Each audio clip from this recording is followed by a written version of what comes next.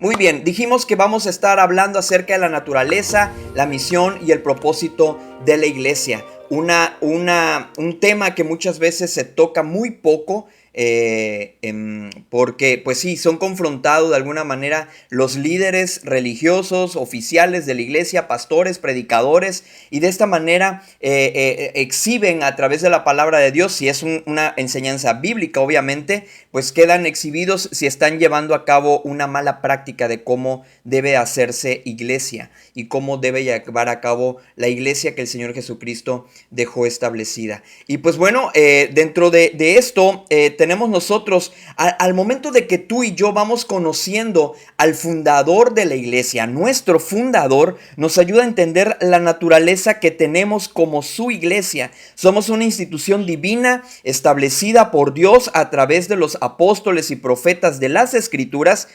Y hacemos hincapié en esto, ¿por qué? Porque hoy en día sabemos que se están levantando algunos que se autoproclaman y se autodenominan apóstoles, al igual que profetas de las Escrituras. Es a los que nos estamos nosotros refiriéndonos realmente. Y nuestro Señor Jesucristo, de alguna manera hemos estado estudiando que el Señor Jesucristo es la roca, es la piedra angular de la iglesia. A lo largo del tiempo, lamentablemente, hombres y mujeres han querido apoderarse de las congregaciones de hijos de Dios, pero su palabra es clara cuando dice que ni aun las puertas del Hades van a prevalecer contra la iglesia de nuestro Señor Jesucristo. Sabemos que de alguna manera en los últimos tiempos se van a levantar estos hombres amadores de sí mismo, como dice la Escritura, más que de Dios. Pero bueno, hasta ahora nosotros hemos estudiado un poco sobre nuestro fundador, y digo un poco porque a pesar de que hemos profundizado bastante, por lo menos en 3 lecciones que vimos de las que hemos estado estudiando, y si tú es primera vez que tienes contacto con este material o con este contenido, te invitamos para que puedas verlos. Están disponibles en nuestras plataformas como es YouTube, nos encuentras como Familias sobre la Roca, Roca con K, o Joel Garland, así como está apareciendo en esta parte de abajo, Joel Garland. Así me puedes encontrar en mis redes y de alguna manera puedes encontrarlo en YouTube. ¿Por qué? Porque a través de Facebook, al cumplir un mes aproximadamente, las transmisiones en vivo se eliminan de forma automática. Entonces nos vas a poder estar viendo a través de YouTube. Y bueno, hemos estado estudiando un poco sobre nuestro fundador, ya que así como diría el apóstol Juan en el capítulo 21, verso 25, dice: y hay también otras muchas cosas que hizo Jesús, las cuales si se escribieran una por una, pienso que ni aún en el mundo cabrían los libros que se habrían de escribir. A nuestro fundador solo podremos conocerlo mediante su revelación, es decir, mediante su palabra. Su Espíritu Santo es el que nos va a guiar a toda la verdad, como nos dice Juan 16:13. Y de igual manera nos dejó él la palabra profética más segura, a la cual hacemos bien en estar atentos como a una antorcha que alumbra en lugar oscuro hasta que el día esclarezca y el lucero de la mañana salga en vuestros corazones, como dice el apóstol Pedro en el capítulo 1, versículo 19. Y pues bueno, vamos a entrar ahorita sí en materia y ya vamos a empezar a tocar fibras muy sensibles de, lamentablemente, de cómo están haciendo iglesia hoy en día muchos líderes y pastores, de las cuales la Biblia nos dice que no es la manera correcta y lo que no es realmente la iglesia. Entonces vamos a empezar a tocar este tema, y como dijimos es un poco sensible. ¿Por qué? Porque en muchas ocasiones se malentiende o se mal ha interpretado, y tú y yo, porque en su momento yo también lo decíamos, vamos a la iglesia. ¿Cuántos hemos escuchado esa frase? Vamos a la iglesia. ¿Y por qué? Porque bueno, pues así nos los han enseñado. La iglesia tradicional, la iglesia católica, de alguna manera también así nos ha así es la cultura en la cual de alguna manera muchos hemos crecido o muchos crecieron, y que hemos sido influenciados por eso. Vamos a la iglesia.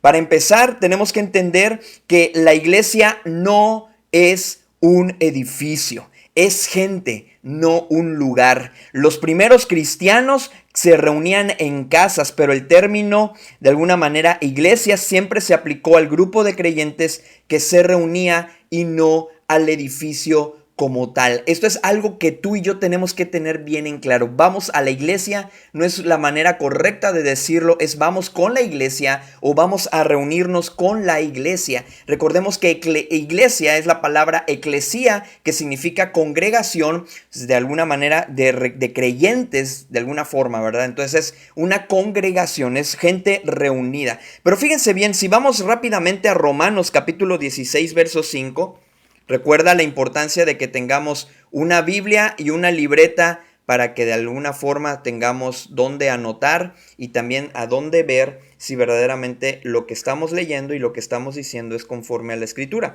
Romanos capítulo 16, verso 5. Vamos rápidamente a Romanos capítulo 16, verso 5. Fíjate bien cómo dice: saludad también a la iglesia de su casa.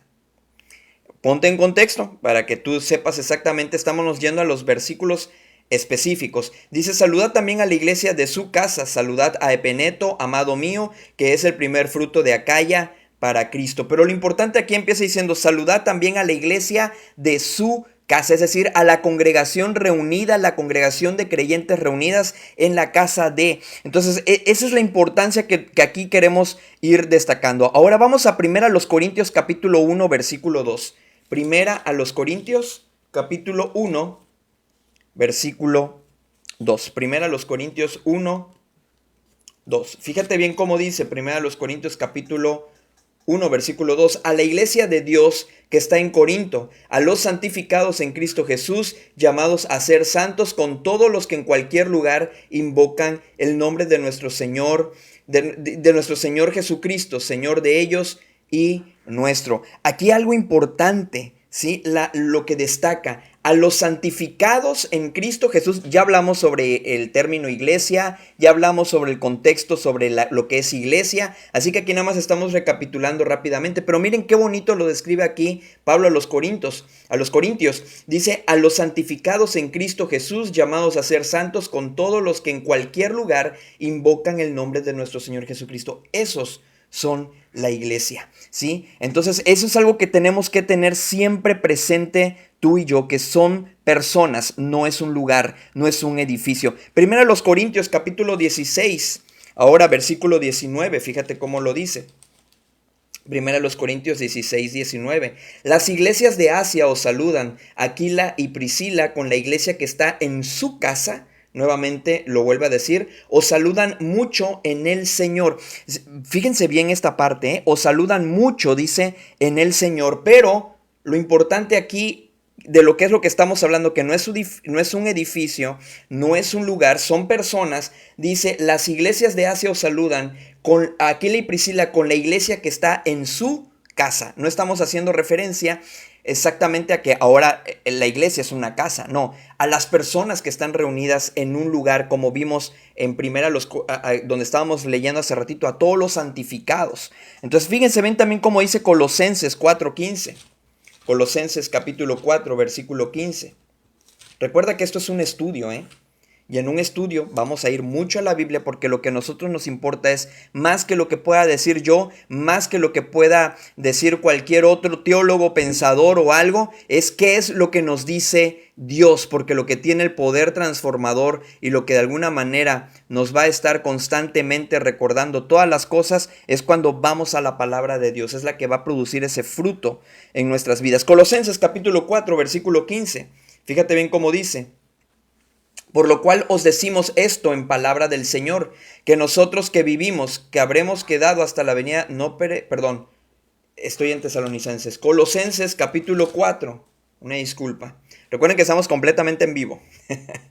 Colosenses capítulo 4, versículo 15. Fíjense bien cómo dice: saludad a los hermanos que están en la Odisea y a Ninfas y a la iglesia que está en donde, dice ahí, en su casa. La iglesia que está en donde, en su casa. Una vez más podemos encontrar, y ahorita vamos a explicar un poquito por qué casi en la gran mayoría de estos versículos y en estas cartas que se escribe hace mucho énfasis a las personas que están reunidas en una casa. Filemón capítulo 1, versículo 2. Ahora vamos a Filemón. Filemón capítulo 1, versículo 2. Filemón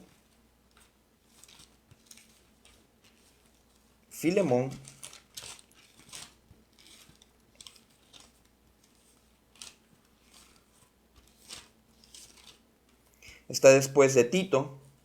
Filemón capítulo 1 versículo 2. Dice, y a la amada hermana Apia y a Arquipo, nuestro compañero de milicia, y a la iglesia que está en tu casa. Una vez más podemos encontrar esa parte. Ahora, fíjate bien, ¿por qué te estoy hablando acerca de esto? Si nos dimos cuenta, todos los versículos anteriores que leímos hacía referencia a la iglesia que está en tu casa, la iglesia que está en la casa. Entonces, estamos hablando que la iglesia no es un edificio, no es una estructura de alguna forma material, son personas, es gente, no un lugar, no un edificio. Pero ¿por qué también te estoy haciendo referencia? Fíjate, vimos ahorita todo lo que hemos estado hablando es que había mucha gente que estaban reunida en casas. Si nosotros nos vamos también a la parte de la iglesia primitiva, ¿sí? Podemos encontrar también que decía, y la escritura hace mucha referencia a los que están reunidos en las casas, que compartían el pan, dice también la escritura en Hechos, en el libro de los Hechos. Ahora, ¿por qué pasaba esto? No olvidemos que en el contexto histórico en el que se están escribiendo todas estas cartas es que también la iglesia primitiva, como la conocemos en la escritura, es decir, la iglesia del primer siglo, hablando después de Cristo, la iglesia del primer siglo era perseguida. Era perseguida y por lo tanto muchas de ellos se tenían que ocultar en tumbas, ¿sí? Se tenían que ocultar en cuevas, ¿sí? En cuevas, perdón. Se tenían que ocultar. ¿Por qué? Por eso no podemos encontrar tanto que hacían las fiestas a las que estaban acostumbrados los judíos y la forma en que alababan al Señor, como lo podemos ver que lo hacían el pueblo de Israel, ¿sí? No lo podían hacer de esa manera. ¿Por qué? Porque la iglesia estaba perseguida. Imagínense con todos los instrumentos y estar alabando a Dios y con las danzas y con todo lo que hacía el pueblo de Israel. Imagínense estar haciéndolo de esa forma. Cuando eran perseguidos, era más rápido de encontrarlos y eran dados a muerte. Entonces, ¿qué es lo que pasaba en el contexto histórico? Todos ellos se tenían que esconder y estaban en las casas y de alguna manera, pues sí, cantaban, pero muy bajito, o a lo mejor omitían en ocasiones cuando sabían que habían redadas, como ahorita que podemos estar hablando, algo así como lo que está sucediendo en los Estados Unidos con todo el tema de inmigración, ¿verdad? Entonces, esa parte es la que podemos encontrar nosotros que pudiéramos hablar acerca de esto que estaban sufriendo, así como los latinos que están escondiéndose de la migra. Pues bueno, era algo similar lo que sucedía en los tiempos de la iglesia primitiva. Eran por la fe en el Señor Jesucristo, por la fuerza que estaba cobrando el cristianismo, que de alguna manera fue un apodo, fue un sobrenombre que se le puso a este movimiento de todos los discípulos de Cristo. Entonces, todo esto que empezó a pasar con el cristianismo fue lo que llevó a ellos a reunirse en casas también. No podían tener templos porque los que ocupaban las sinagogas, que eran los fariseos, los saduceos, y eran todas estas corrientes de pensadores y de estudiosos, de a lo mejor nada más conocedores de la ley, pero no eran unas personas que realmente estuvieran reconociendo a Cristo como el Mesías. Entonces ellos eran los que vivían asediando a la iglesia. Dentro de ellos Saulo, ¿verdad? Que luego fue llamado Pablo y que en camino a Damasco es donde él se convierte y ahora se convierte en un apóstol también del Señor Jesucristo.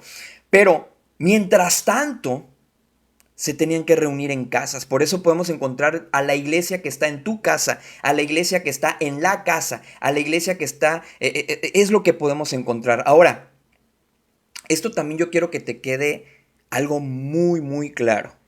Hoy día se nos ha metido en la cabeza que una iglesia de Cristo es un edificio bonito, con la arquitectura y con lo mejor de la arquitectura, y mientras más moderno, mucho mejor. Lo más ergonómicamente posible, es decir, lo más cómoda, con pantallas, con luces. Y hay algo importante aquí. Si está dentro de la posibilidad de una congregación, sin descuidar el verdadero propósito, pudiéramos decir que podría ser aceptable. Pero realmente las personas muchas veces buscan más estar en una iglesia buscando un estatus. Es decir, mientras más bonita el edificio de la iglesia, porque recordemos que la iglesia no es un edificio, pero hoy en día las personas están buscando una iglesia que vaya de acuerdo a un estatus. Es decir, si voy a un lugar, hoy las bodegas se están convirtiendo en iglesias, en las mega iglesias, se están convirtiendo en estructuras gigantescas, y mientras más grande sea el lugar, donde tenga aire acondicionado y donde la arquitectura sea más bonita y tenga sillas acoginadas y pueda tener hasta a lo mejor sillas como tipo cine, ¿no? Pero tipo cine VIP a lo mejor, donde hasta los pies se te suben y todo. Esa iglesia es la mejor, y mucha gente solamente está buscando una iglesia de acuerdo al estatus. Si va mucha gente que a lo mejor sea gente empresaria, si va mucha gente a lo mejor que sean personas, ojo, no estoy diciendo que esto esté mal, sino sin embargo, ¿cuál es el propósito real por el cual tú estás yendo a una iglesia o estás buscando una iglesia? Muchas veces no están buscando una congregación de personas que están bajo un árbol. Para ellos, muchas personas, y se los digo porque me ha tocado verlo, en personas que yo he dicho, ¿dónde yo me voy a ir a un bajo de un árbol para hacer iglesia, para congregarme? No, no, eso no va de acuerdo a mi estatus. Eso no va, no es lo que yo estoy buscando. Yo estoy buscando, a lo mejor hay personas que también están buscando personas porque hay nexos, porque son personas que conocen a lo mejor de años, y no me voy a ir a un lugar donde voy a empezar de nuevo, donde voy a empezar de cero, porque pues es que yo conozco a una hermana de hace años, fulana de tal, y ahí es donde yo voy a estar congregándome. Lo otro, hay personas que dicen, es que, pues es que la verdad, aquí me siento cómodo, mis hijos, mis hijas o mi familia se siente cómoda en este lugar, pero no es la comodidad lo que realmente debemos de buscar, lo que tú y yo debemos de buscar verdaderamente, más que un mega edificio, más que algo que vaya de acuerdo con mi estatus, o más que algo que vaya de acuerdo a decir, tú te congregas en esa iglesia, es la que se ve allá en la montaña, ese grande edificio. Más que eso, es que realmente se esté practicando, porque no solo, a veces se puede estar enseñando, pero hemos hablado que la enseñanza rige la práctica. No está disociado la práctica de la doctrina. Hay personas, dijimos anteriormente y lo recuerdo nuevamente, es que muchas personas están diciendo, líderes, dicen, no es que una cosa es la doctrina y otra es la práctica. No, la doctrina rige la práctica. Todo, si nosotros hemos dicho que nuestra única regla de fe, orden y práctica es la palabra de Dios, entonces todo lo que hago como iglesia debe estar regido por ese libro. Nada puede salirse de este libro. Entonces, no solamente es que prediquen la sana doctrina, sino que la practiquen también. Muchas veces el cuerpo de Cristo, en el contexto de esos versículos, como hablábamos hace rato, estaban en casas porque eran asediadas, perseguidas por ofender con la verdad de Dios, por defender la verdad de Dios, porque las vidas eran llevadas a Cristo y no a una corriente de pensamiento eclesiástico. No reunían gente para someterlas al control de hombres, sino para someterlas a la voluntad de Dios. Empezaban a representar una amenaza. Dice la Escritura que cuando llegaban los discípulos a ciertas regiones, los apóstoles decían ellos, estos que trastornan el mundo entero también han venido acá. Así lo puedes encontrar en la Escritura. ¿Cómo los catalogaban a ellos? Estos que trastornan el mundo entero también han venido acá. Esa era la manera en la que de alguna manera podían estaban ellos calificando a los discípulos del Señor Jesucristo. Hoy día no quieren sufrir la sana doctrina. Hoy día no se quiere sufrir la sana doctrina. La gente prefiere ir a un lugar donde ya está estructurado, donde ya tienen un edificio, donde tienen sus saloncitos. Que bueno, digo, ojo, no estoy diciendo ni estoy en contra de esto. Pero triste y lamentablemente hoy en día la gente prefiere la comodidad que realmente defender la verdad de Dios. Empezar algo donde realmente se pueda llevar a cabo la sana doctrina. ¿sí? Y donde se esté practicando la sana doctrina. Personas que más que someterse a hombres se están sometiendo a la voluntad de Dios, que están ofendiendo con la verdad de Dios. Ahora, esto es algo que tú y yo debemos de tener muy, muy claro. ¿Cuál es el propósito real por el cual muchas veces salimos de una iglesia?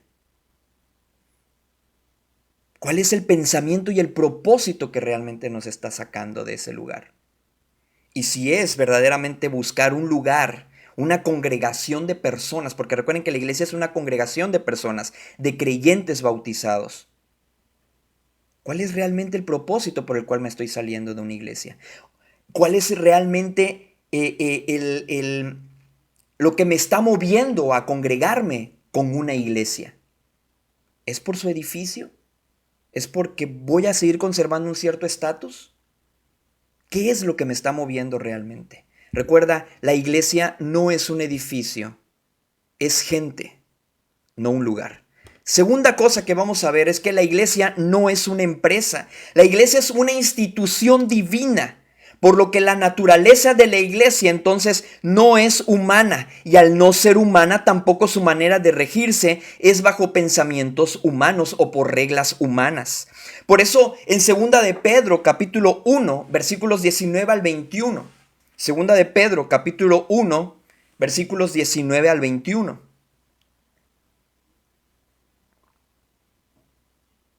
Nos dice la palabra de Dios. Si ya lo tienes ahí, síguelo con tu mirada o léelo también en voz alta si estás reunido con tu familia o con amigos o con personas. Dice, tenemos también la palabra profética más segura, a la cual hacéis bien en estar atentos como a una antorcha que alumbra en lugar oscuro, hasta que el día esclarezca y el lucero de la mañana salga en vuestros corazones, entendiendo primero esto, que ninguna profecía de la Escritura es de interpretación privada, porque nunca la profecía fue traída por voluntad humana, sino que los santos hombres de Dios hablaron siendo inspirados por el Espíritu Santo.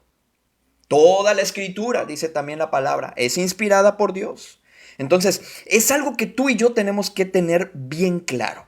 Si la iglesia no es una empresa y es una institución divina, todo lo que yo diga, todo lo que yo haga, todo lo que yo enseñe, todo lo que yo aprenda debe estar basado en el libro de los libros, que es su palabra, que es lo que hoy conocemos como Biblia. Recuerda y métete bien en la cabeza esto. La iglesia no es una empresa, es una institución divina. Por lo tanto, la iglesia que funciona como empresa no es iglesia. Y hago un paréntesis nuevamente y hago algo yo no estoy hablando que la iglesia no debe estar organizada, pero no debe estar establecida como empresa.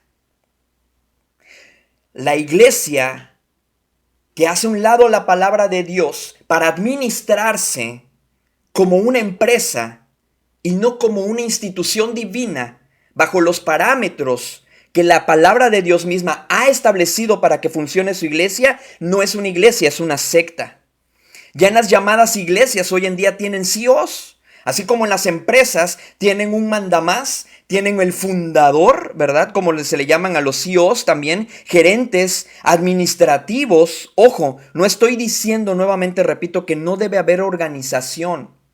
Pero el organigrama de Dios está en la Escritura. Y todo debe hacerse con consenso de la congregación. Y aquí ya estamos entrando en materia. Recuerden que ya hablamos sobre nuestro fundador, que es Cristo, como la cabeza de la iglesia, como la piedra angular, como la roca en la cual debe estar establecida la iglesia. Y ahorita vamos a empezar ya a hablar un poquito, y ya estamos introduciéndonos al cuerpo de Cristo. Ya hablamos de nuestro confundador, de la cabeza, ahora estamos hablando del cuerpo de Cristo, nosotros como iglesia. Entonces, hoy en día hay CEOs.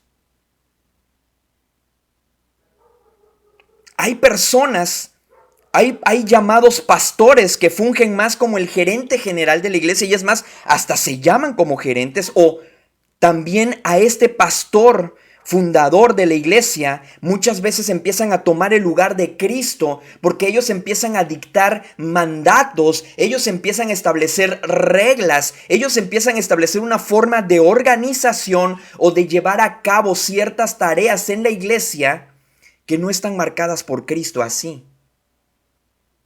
sino por ellos mismos. Y por ello, muchas veces estos pastores que se creen CEOs o que se creen dueños de estas iglesias, reclaman las posesiones de las iglesias como suyas. Porque ellos dicen, es que yo fundé esta iglesia. Bajo ese argumento, yo llevo tantos años trabajando como pastor de esta iglesia que esto me pertenece. Triste y lamentablemente así es. De alguna manera ellos dicen, nosotros somos fundadores de la iglesia y por ello todo el sacrificio que hemos hecho por la iglesia, esto nos pertenece. De hecho, los pastores fundadores también se autodenominan como pastores titulares. Eso nunca lo vemos en la Biblia. Sin embargo, están fungiendo más que como un cargo pastoral, están fungiendo un cargo apostólico, cuando en nuestros tiempos ya no existen más apóstoles. Pregunto, ¿dónde habla la Biblia del pastor titular? Habla de cuerpo de ancianos en plural. Habla de ancianos. Y bueno, eso lo veremos cuando hablemos sobre los ministerios y también sobre los oficiales de la iglesia. Pero ya no existen apóstoles en nuestros tiempos. Date cuenta a través de la palabra de Dios si tu pastor realmente está teniendo una función pastoral o una función apostólica donde todo lo que él dice se hace. Sin titubeos. Es su palabra la máxima autoridad y los apóstoles la tenían. Y cuando empecemos a hablar acerca de las llaves del reino que se le entregaron al apóstol Pedro en Mateo 16, y si tú empiezas a leer, te lo dejo como tarea, empieza a leer Mateo 16, el capítulo 17 y el capítulo 18, y ahí te vas a enriquecer sobre lo que vamos a hablar cuando empecemos a hablar sobre las llaves del reino. La autoridad que le dieron a Pedro como apóstol. Claro, por supuesto, ellos tenían toda la autoridad como apóstoles de decir a este disciplina, a este expulsa, a este hace esto, iglesia vas a hacer esto, sin consultarlo, porque ellos tenían esa autoridad apostólica, no pastoral. Ya cuando es pastor, que fue el ministerio que quedó establecido dentro de los oficiales en la iglesia, ya el apostolado ya no, porque para poder ser apóstol, y esto lo vamos a tratar cuando empecemos a ver los ministerios y los oficiales en la iglesia, tenían que haber sido testigos oculares de Cristo. Dime tú ahorita, todos los que se autodenominan, así como Jezabel, que se autodenominaba profetisa, así, de esa manera, dice la escritura, se autodenominaba, se autollamaba, se autoproclamaba, así como hoy se autoproclaman muchos apóstoles. Uno de los requisitos principales es haber sido testigo ocular de Cristo resucitado. Es decir, ellos tenían que haber estado presentes, haber sido comisionados o llamados directamente por Jesucristo de manera audible, en el sentido de que tenían entonces que haber estado en el tiempo del Señor Jesucristo. De alguna forma no se podía. Entonces dime tú, ahorita hoy hablan ellos, es que Dios me habló en sueños. ¿Cómo compruebas eso? La escritura dice que esa forma ya no. Dice que en otro tiempo habló por medio de los profetas, habló por medio de alguna manera de los apóstoles, pero hoy en día lo hace por medio de su Hijo Jesucristo. Ya toda la revelación ya está, no hay nuevas revelaciones. Entonces, amigo, amiga, tenemos que entender esto, que la iglesia no es una empresa. Hoy en día muchas iglesias, por desconocimiento de la forma en la que tienen que operar como iglesias, no conocen las leyes en las cuales debe estar regidas. Por lo menos en México hay una ley, y yo te invito para que tú la investigues. Investígalo, hay una ley, ¿sí? Una ley que precisamente trata todo lo cuestión de los asuntos religiosos a través de la Secretaría de Gobernación. Muchas iglesias están emproblemadas porque son asociaciones civiles, porque son sociedades civiles mercantiles y están envueltas en tantos problemas que si lo hiciéramos a como dice la misma escritura, que nos sometamos a todas las autoridades, y para que nosotros en México podamos operar como iglesias, tenemos que hacer asociaciones religiosas. Ojo, estoy hablando ya de cuestiones de leyes a las cuales nos tenemos que someter como iglesias, para no infringir las autoridades y tener de alguna manera nosotros dar un buen testimonio ante la sociedad también. No somos empresa.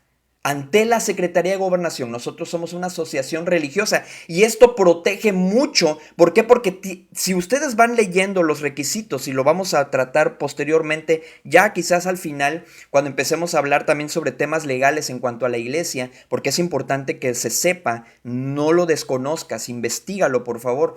Entonces, toda esta parte.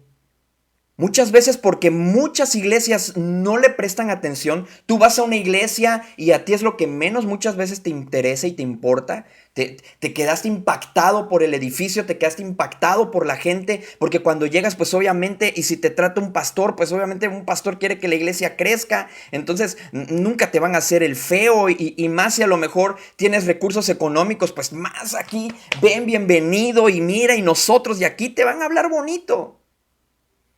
Y lo que menos les interesa muchas veces al que se va a añadir a una iglesia es saber cómo está constituida la iglesia legalmente.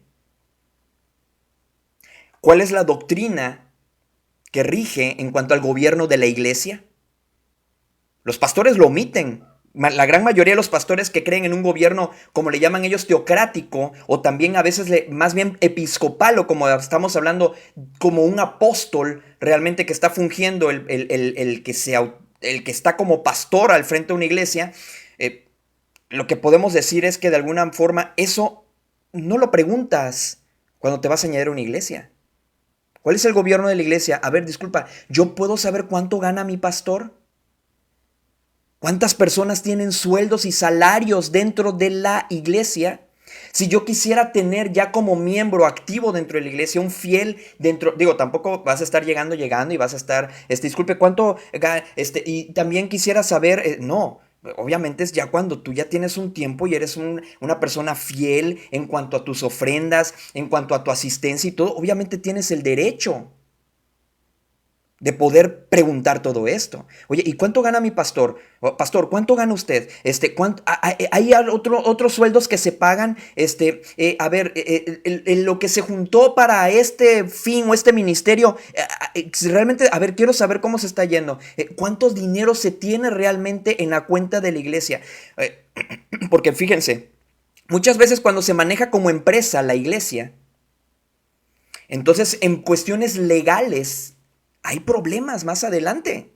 Hay problemas, porque cuando la iglesia quiere tomar decisiones, como todo está a nombre del pastor o está al nombre de cierto grupo de personas o legalmente están constituidos como una asociación civil o están constituidos como una sociedad civil mercantil o como cualquier otra forma, figura jurídica que te pueda dar una personalidad moral para poder tener cuentas bancarias. Y fíjense por qué les estoy hablando esto, porque nosotros venimos de un problema de ese tipo.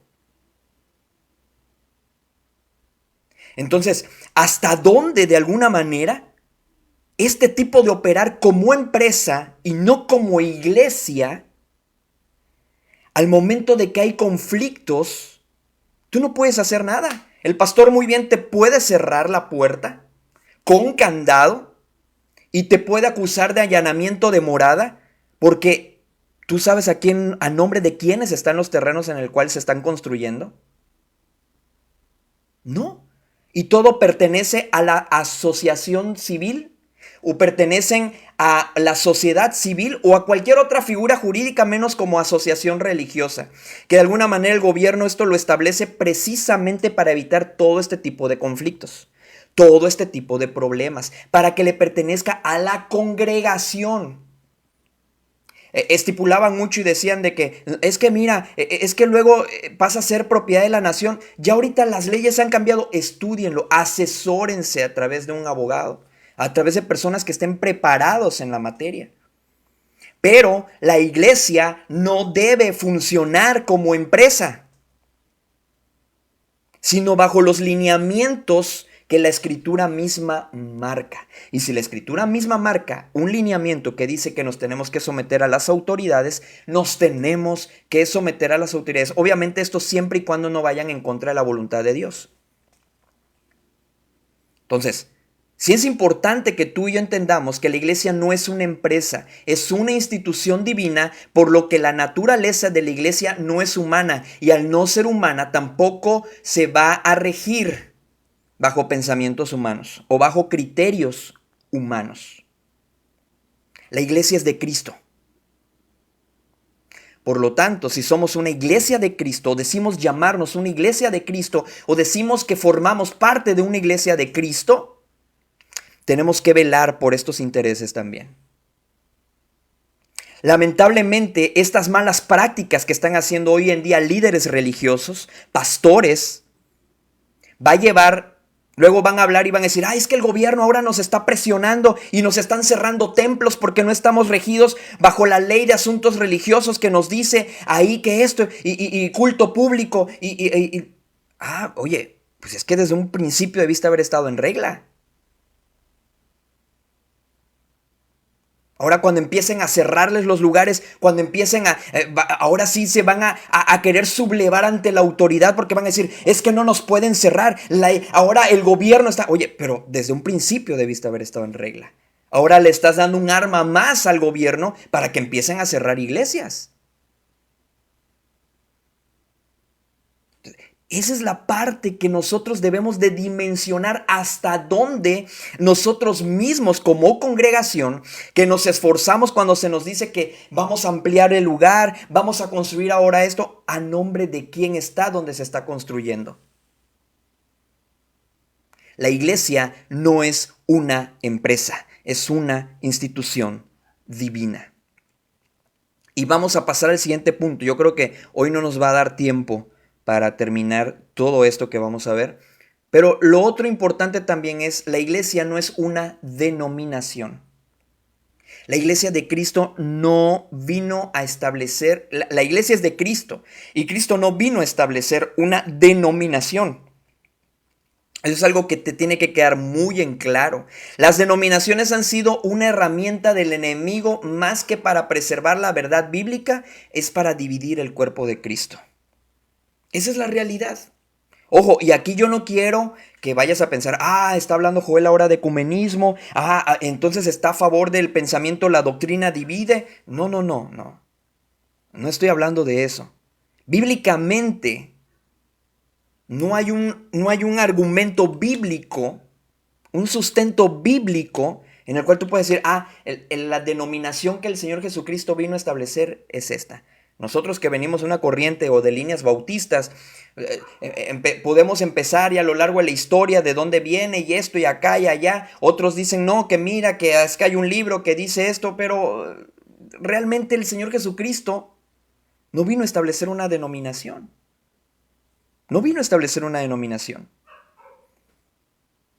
Cristo, a través de sus enseñanzas, de alguna manera, sí, iba a ser factor de división. Fíjense cómo dice Mateo capítulo 10.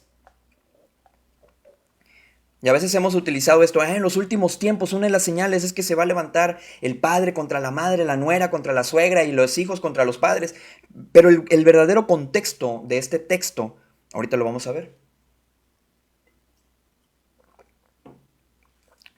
Mateo capítulo 10, verso 32, voy a resumirlo un poquito.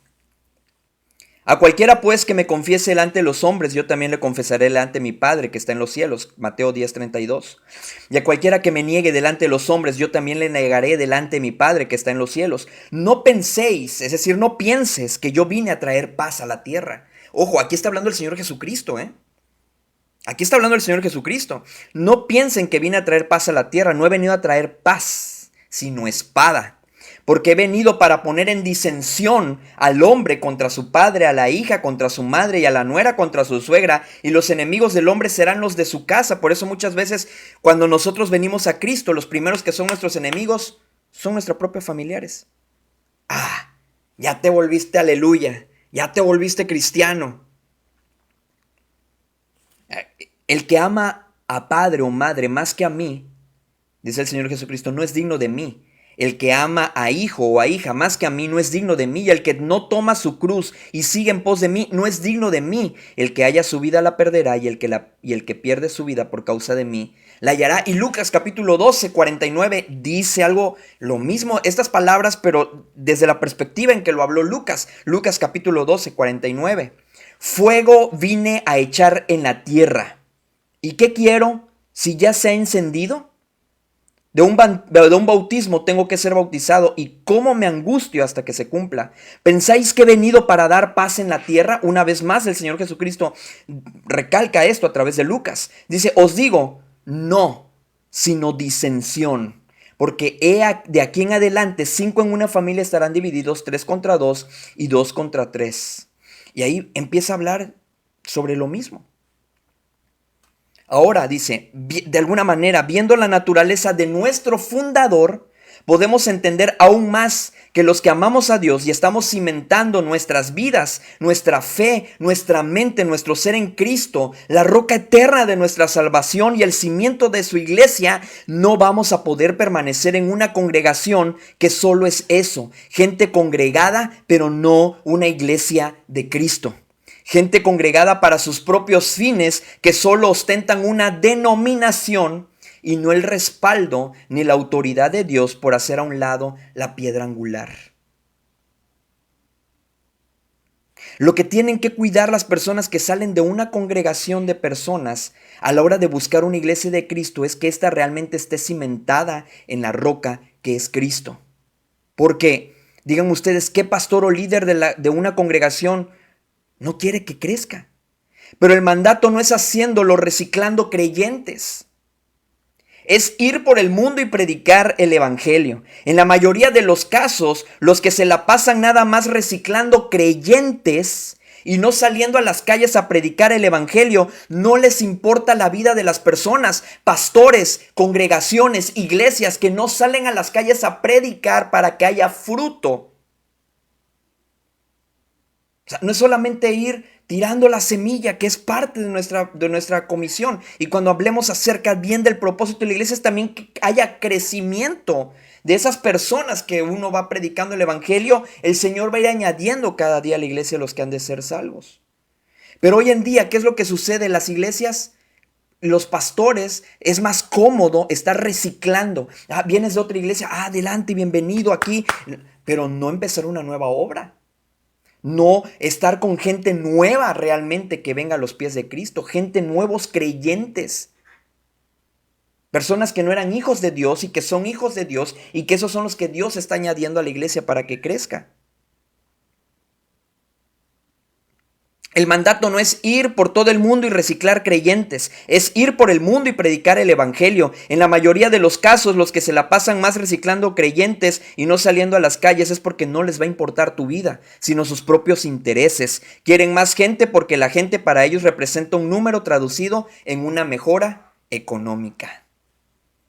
Ahora, eso no quita, y algo importante aquí, eso no quita que si un grupo de una iglesia sale y se ponen de acuerdo para iniciar una nueva iglesia esté mal, siempre y cuando esto sea con plena conciencia y que la motivación por la que salen sea la correcta, pues salen para poner a Cristo como fundamento y piedra angular, cosa que dejaron de hacer donde se congregaban antes conforme a las Escrituras. Es decir, esa iglesia, esa congregación que hizo un lado la palabra de Dios por seguir al hombre en lugar de Dios, entonces ahí es donde tú y yo podemos hablar y podemos decir que entonces es correcto lo que se está haciendo. Es correcta esa salida que se está haciendo. ¿Sí? Porque recuerden, el Señor Jesucristo con su mensaje vino a traer disensión. Vino a traer esa confrontación cuando no se está haciendo lo que la palabra de Dios dice, lo que el Señor Jesucristo estableció. Ahí es cuando hay la disensión. Hay unidad en el cuerpo de Cristo cuando todos tenemos la palabra profética más segura. Es ahí cuando hay unidad. Cuando todos ponemos realmente como cimiento y fundamento al Señor Jesucristo. Las denominaciones fueron inventadas por los hombres. En la Escritura no encontramos que Cristo haya dado un nombre particular, sino solamente podemos encontrar iglesias de Dios, iglesia, es decir, en plural, pero iglesia de Dios, casa de Dios, iglesia del Dios viviente, iglesia del Señor y de alguna manera iglesia de Cristo. Lo podemos encontrar en primera los Tesalonicenses 2:14, en segunda los Tesalonicenses 1:4, en primera Timoteo capítulo 3 versículo 5, en Gálatas 1:13, en primera Timoteo 3:15, en Efesios 5, En Hechos 20:28, que también dice, por tanto mirad por vosotros y por el rebaño en que el Espíritu Santo os ha puesto por obispos para apacentar la iglesia del Señor, la cual ganó por su propia sangre. La iglesia es de Cristo. Esto nos lleva entonces a afirmar que la denominación realmente es lo de menos. Es solo una etiqueta humana para distinguir a un grupo de personas. Ya hoy en día realmente no representa nada una denominación. A veces hasta es más contraproducente, pues por irse por la denominación, se señala o cataloga como iglesia de Cristo cuando no lo es. La denominación no garantiza una iglesia de sana enseñanza y buena práctica. De alguna manera, ojo, no estoy diciendo que a lo mejor, entonces, no, está bien, si te quieres poner bautista, si te quieres, como aparece aquí en esta presentación, metodistas, adventistas, presbiterianos, anglicanos, luteranos, bautistas, la iglesia es de Cristo y Cristo no vino a establecer una denominación. Eso es algo muy importante que tú y yo tenemos que tener claro. Si nos metemos un poquito a la historia denominacional, y te la voy a poner rápidamente, mira, aquí en esta presentación que te voy a hacer, ojo, muchos pastores que a lo mejor luego vean, o otras personas que digan, yo nada más estoy poniendo un contexto un poco histórico, porque como dicen por ahí, cada maestro con su librito, ¿verdad? Muchos van a decir, no, es que el libro de fulano de tal dice que esto y que nosotros y que acá y que por allá y olvídense de eso. Yo nada más estoy hablando un poquito acerca de lo que pudiéramos, un poquito de historia denominacional. La primera ruptura formal y permanente del cristianismo, a como lo marcan estas personas o estos historiadores, se hizo en dos grandes ramas. La protagonista de la secta o de la iglesia de Occidente con sede en Roma, realmente es una secta, y la secta de Oriente con sede en Constantinopla. Algunas de las causas fueron cuestiones doctrinales, cuestiones de autoridad, y el resultado pues fueron surgiendo la secta católica romana en Occidente y la secta ortodoxa oriental en Oriente. El inicio de las denominaciones modernas, la Reforma Protestante en el siglo XVI. La Reforma fue el evento que dio origen a la mayoría de las denominaciones que conocemos hoy, marcando una distinción de la enseñanza que tenía la secta católica romana o la Iglesia Católica, como comúnmente se le conoce. La denominación, los luteranos, por Martín Lutero. En 1517, la justificación por fe, solo fe, y la autoridad de la escritura, solo escritura. Estamos poniendo más o menos qué fue lo que fue creando ese rompimiento con la Iglesia Católica. La reformada presbiteriana, por Ulrico Zwinglio y Juan Calvino, entre los 1520 y 1500 y los 30, ¿no? En los 1530, más o menos la diferencia en la doctrina de la Santa Cena, en el coloquio de Marburgo en 1529 y un enfoque en la soberanía de Dios. Entonces la reformada o presbiteriana, hoy en día está causando mucho revuelo esto de la iglesia reformada.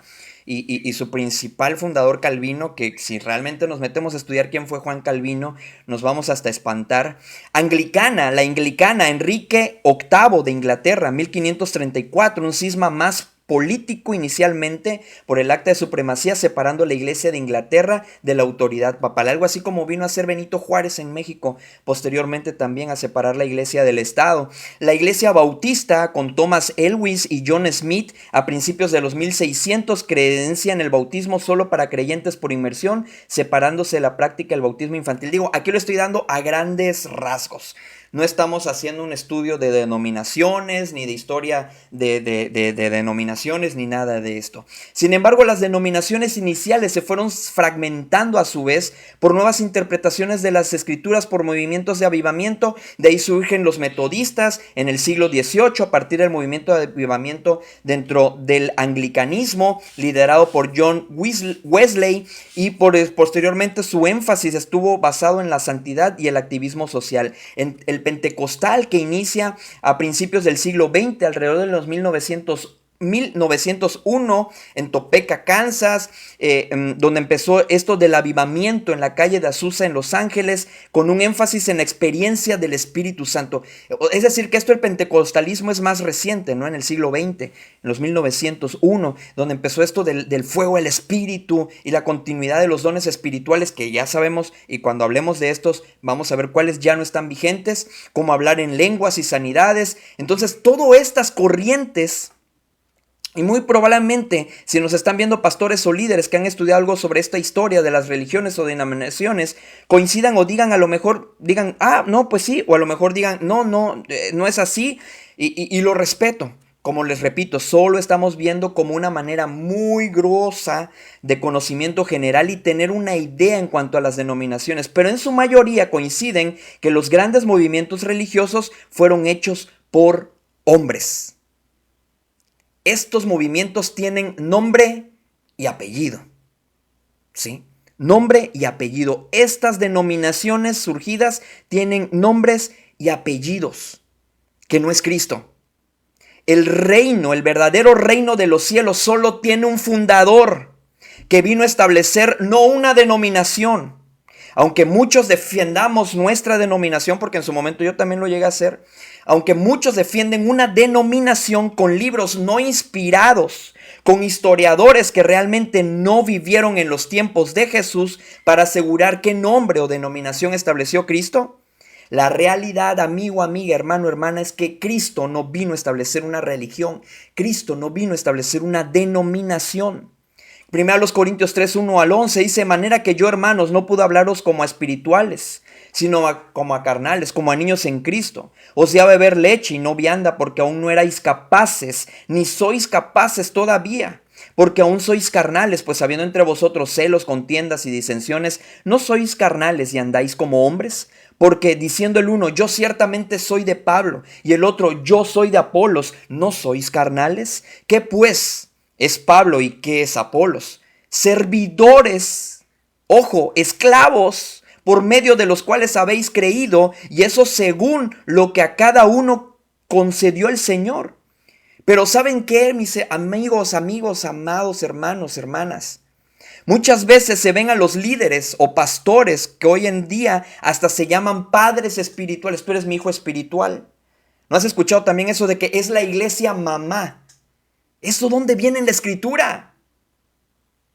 ¿Dónde viene en la escritura como tal? Recuerda, los apóstoles tenían otra autoridad, tenían otra forma, pero no la pastoral.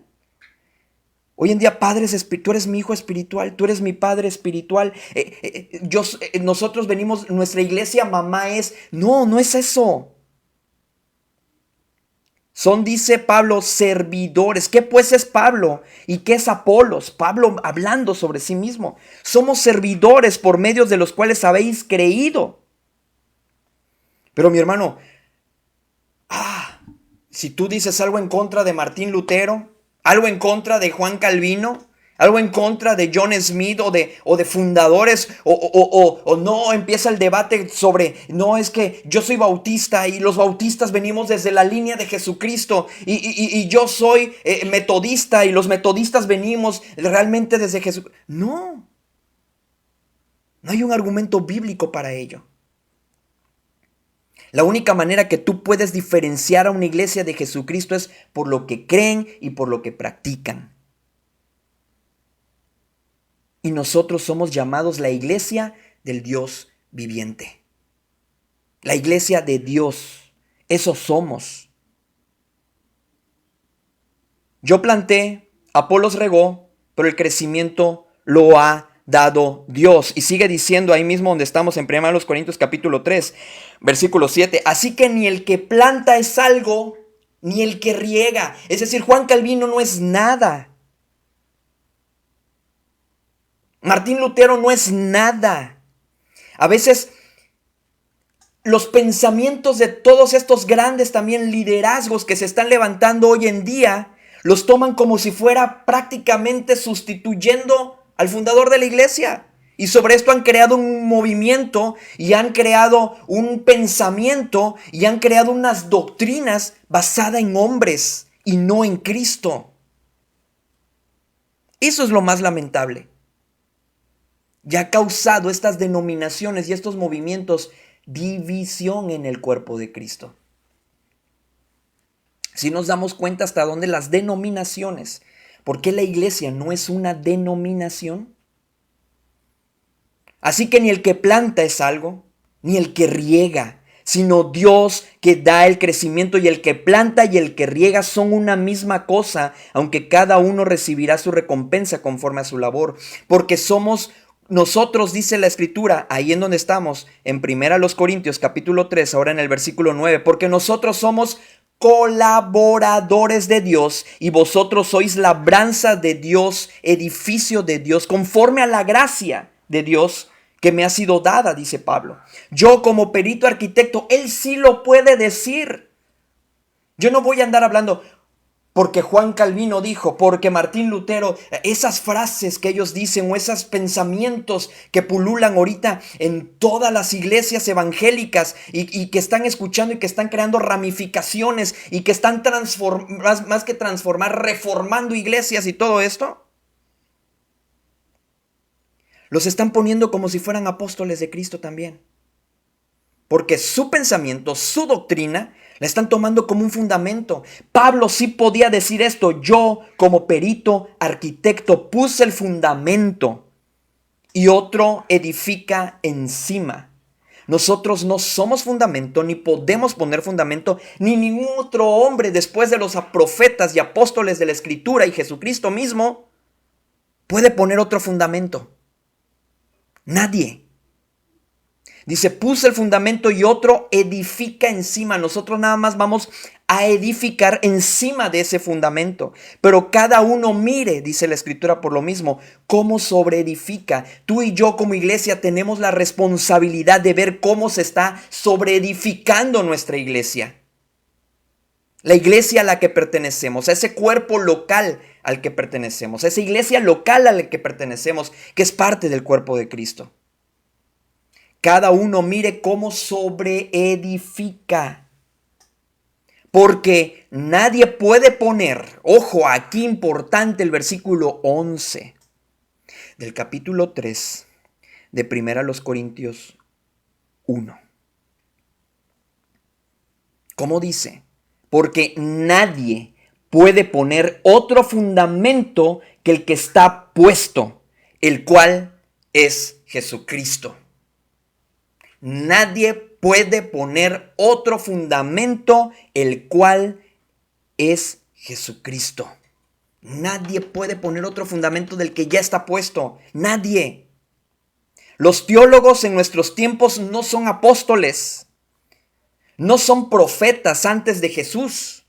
Ellos hablaron en otro tiempo y es por Jesucristo su Hijo, como nos dice Hebreos capítulo 1, Dios habiendo hablado muchas veces y de muchas maneras en otro tiempo a los padres por los profetas, en estos postreros tiempos Dios nos ha hablado por el Hijo, a quien constituyó heredero de todo y por quien asimismo hizo el universo.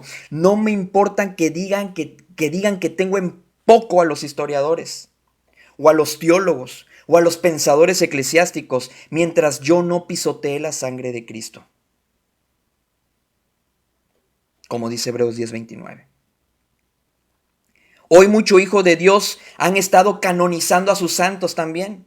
Nos viene influenciando tanto la iglesia católica romana o la secta católica romana, que hoy ya todos tenemos endiosados y tienen encumbrados a sus propios santos. Spurgeon, ¿no? John Piper, todos estos personajes como los que mencioné acerca de los que estamos viendo en esta presentación que les estoy poniendo, Juan Calvino, Martín Lutero, los tienen canonizados, que terminan convirtiéndose en su ídolo. De hecho, ídolo precisamente viene también de esa palabra idealizar. Los tienen tan idealizados que ya los tienen como un ídolo. Hoy los sermones tienen más su fundamento y estructura en base a lo que dijeron sus canonizados que lo que dijo Cristo. Hoy tanto los sermones están llenos de tantas frases y de tantos pensamientos de estas doctrinas de estos hombres que no fueron apóstoles, que no fueron los profetas de la Escritura, que son los que pusieron Jesucristo mismo, que pusieron ese fundamento para la iglesia, y en el cual no tenemos que poner ningún otro fundamento?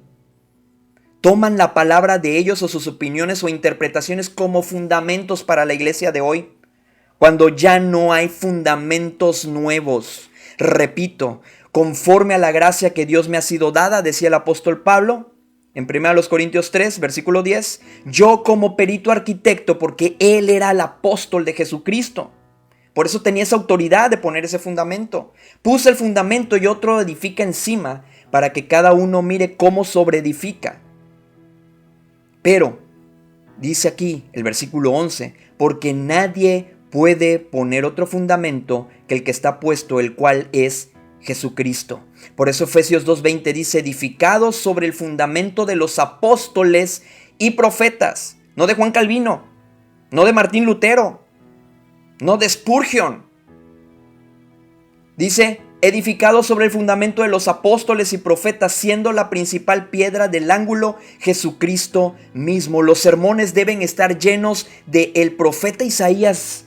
Ezequiel dijo, inspirado por el Espíritu Santo, el apóstol Juan, el apóstol Pedro, el apóstol Pablo dijo, el Señor Jesucristo dijo, de eso deben estar llenos nuestras enseñanzas y predicaciones.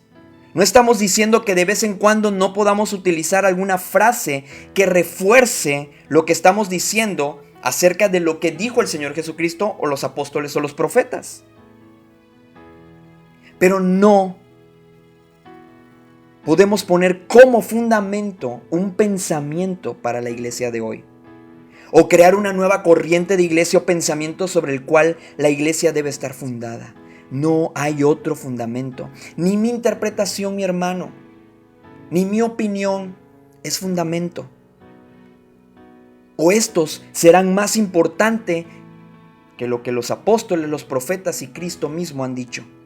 Congregaciones que tienen sus fundamentos sobre lo que los hombres dijeron, que no sean los apóstoles, los profetas y Cristo mismo, no es una iglesia de Cristo. Entonces, mis hermanos, hasta aquí la verdad es algo duro. Ahora podemos entender por qué la importancia de esto, que la iglesia no es una denominación. Porque precisamente toda esta influencia de denominación y hay tanto de que no, que los bautistas son los mejores. Ha habido, históricamente sí ha habido de alguna manera que la iglesia bautista son de los que más se están apegando a las escrituras, y esto dicho por las otras mismas corrientes de pensamientos y otras religiones o denominaciones que se han levantado, también por ellos mismos dicho. Pero Cristo no estableció la iglesia bautista. Si la iglesia bautista o esta denominación está fundada en Cristo, entonces es una iglesia de Cristo. No sé si ya me estoy explicando.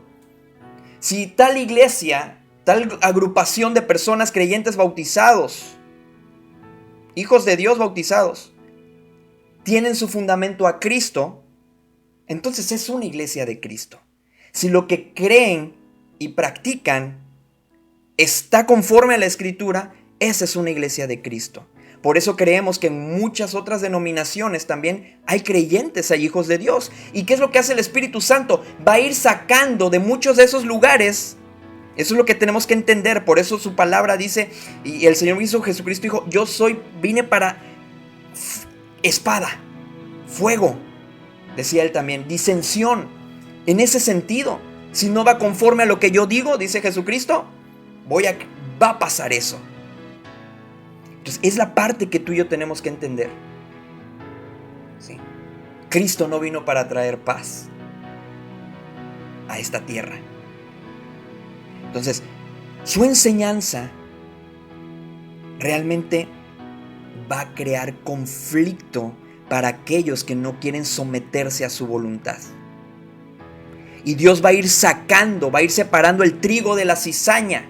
Y estamos en esos tiempos. Dios va separando el trigo de la cizaña, va reuniendo al trigo, sacándolo de la cizaña. Lo va reuniendo, lo va reuniendo. Todos aquellos que realmente quieren ser iglesia de Cristo, quieren tener de fundamento en sus vidas, en todo lo que hacen, en todo su pensamiento, quieren tener de fundamento a Cristo, los va a sacar de esos lugares, los va a sacar de todas esas denominaciones y los va a hacer una iglesia. Eso es lo que tú y yo tenemos que entender. Porque muchas personas dicen, es que, ¿y si me salgo? ¿Y esto? ¿Y qué van a decir? Y ya están diciendo, y es que ya está pasando esto, y están hablando de acá, y que esto, y que los que dividen. Cristo es el que crea la disensión y la división cuando las otras personas no quieren someterse a la voluntad de Dios y no quieren poner de fundamento a Cristo, sino al hombre, a una corriente, un pensamiento de hombre y no un pensamiento de Dios. Espero que con esto nos vaya quedando claro, ¿verdad? Entonces, hasta aquí, hasta este momento, ya vimos, voy a ver aquí rápidamente en la presentación, porque todavía nos va a faltar ver, ya vimos que no es una denominación, ya hablamos sobre esto, no es un club social, que es lo que vamos a ver la próxima, y no son personas perfectas. Aquí tenemos la definición bíblica de iglesia, la misión, el propósito de la iglesia. Entonces, hasta aquí hemos visto que la iglesia no es un edificio, no es una empresa y no es una denominación. Son los 3 puntos que vimos hasta este momento. Entonces, amigo, amiga, hermano, hermana, gracias por acompañarnos hasta este momento. En serio, hoy el Señor nos habló muchísimo. Yo la verdad me he sentido muy confrontado. Cuando estuve estudiando esto, yo dije, Señor, como decía Jeremías, palabra dura es esta. Pero se tiene que decir, porque es la verdad de Dios. No es mi verdad. No es mi forma de pensar. Yo todo lo que te he dicho, por eso a veces por el tiempo nada más te estoy diciendo todas las citas bíblicas de todo lo que yo te estoy fundamentando aquí. Porque es Dios el que va a hablar, no soy yo. Dios es el que tiene que hablar. Estamos hablando, ya hablamos sobre el fundador de la iglesia, ahora estamos viendo cómo funciona el cuerpo de Cristo, las bases, los cimientos para cómo debe funcionar perfectamente el cuerpo de Cristo. Bueno, mis hermanos, muchas gracias por acompañarnos hasta este momento. Dios les bendiga. Vamos a terminar con una oración y de esta manera nos despedimos. Amado Padre Celestial, gracias. Gracias, Señor, tú eres bueno con nosotros. Gracias por dejarnos la palabra profética más segura, por dejarnos tu palabra, Señor, como esa guía, Señor, para nuestras vidas, para nuestras tomas de decisiones. Señor, a diario tenemos que tomar decisiones. Tú conoces cada una de nuestras necesidades, Señor, también. Ayúdanos. Sigue siendo ese Dios proveedor para nuestras necesidades. Señor, síguenos guiando a través de tu Santo Espíritu.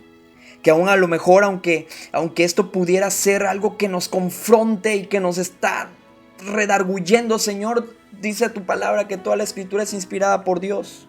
Es inspirada por ti. Y es útil para enseñar, para redarguir, para corregir, para instruir en justicia, Señor. Si en algo nos tienes que redarguir, Señor, a través de esta enseñanza que estemos teniendo, redargúyenos, confróntanos, corrígenos, instrúyenos, Señor, a través de tu palabra. Gracias, Señor, porque podemos estar confiados que tu palabra es la verdad. Tú oraste al Padre, Señor Jesucristo, diciendo, santifícalos en tu verdad. Tu palabra es verdad. La única forma en la que vamos a irnos haciendo cada vez más perfectos y estar enteramente preparados para toda buena obra es cuando ponemos tu palabra como el fundamento de nuestra vida, como el fundamento de tu iglesia. Ayúdanos, Señor, a no defraudarte. Ayúdanos a realmente ser agradecidos por todo lo que tú has hecho por nosotros y en nosotros. Ayúdanos, Padre, a ser fieles a tu palabra. Señor, te agradecemos por este tiempo que nos has permitido pasar a través de esta palabra tuya. Nos ponemos en tus manos porque es el mejor lugar en el cual podemos estar, el más seguro. Todo esto te lo pedimos, Señor, en el nombre que es sobre todo nombre, en el nombre de tu Hijo Jesucristo. Amén.